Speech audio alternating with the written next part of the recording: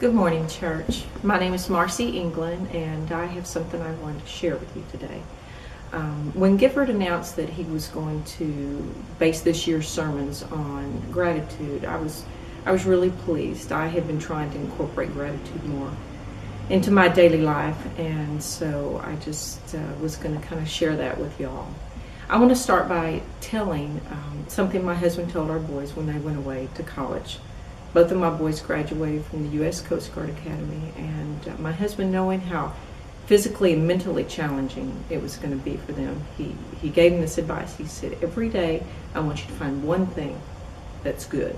He said, sometimes it might just be that the green beans in the cafeteria are really good today, but every day you can find something really good. And I just thought that was great advice. So fast forward a couple of years, and as many of you know, I'm a breast cancer survivor. And when I got the diagnosis, which of course is hard to get, I came home and I got down on my knees and I said, thank you, Lord, that I have health insurance, and thank you, Lord, that I don't have small children at home. Thank you, Lord, that I live in the Metroplex and have access to such great health care.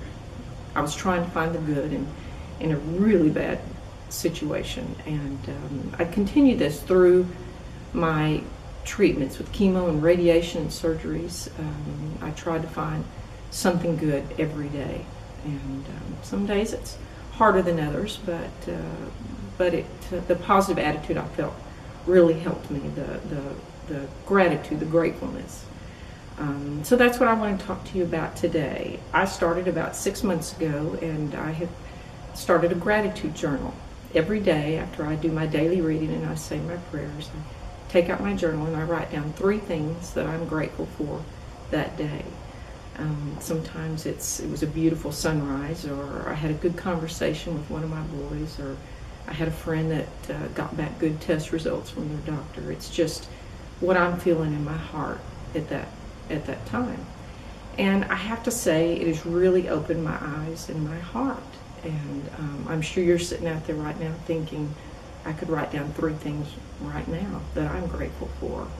I'm a volunteer at Baylor Hospital over in Dallas, and I visit cancer patients, most of them newly diagnosed. And part of my role as a volunteer is to give them support, to listen, and give them advice, something that worked for me when I was going through cancer. So I'm sure you can imagine that the story of the good green beans in the cafeteria is one that I use, and that I share with them that I'm keeping a gratitude journal. I'm such a firm believer that positive attitude and gratefulness is really an important part of your healing. And so I would encourage all of you here at church to start your own gratitude journal. Doesn't have to be anything fancy. It can be a spiral notebook.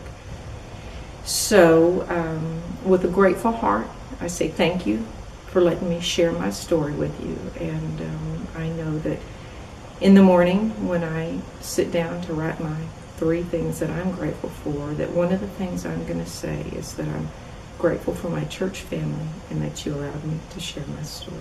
Thank you.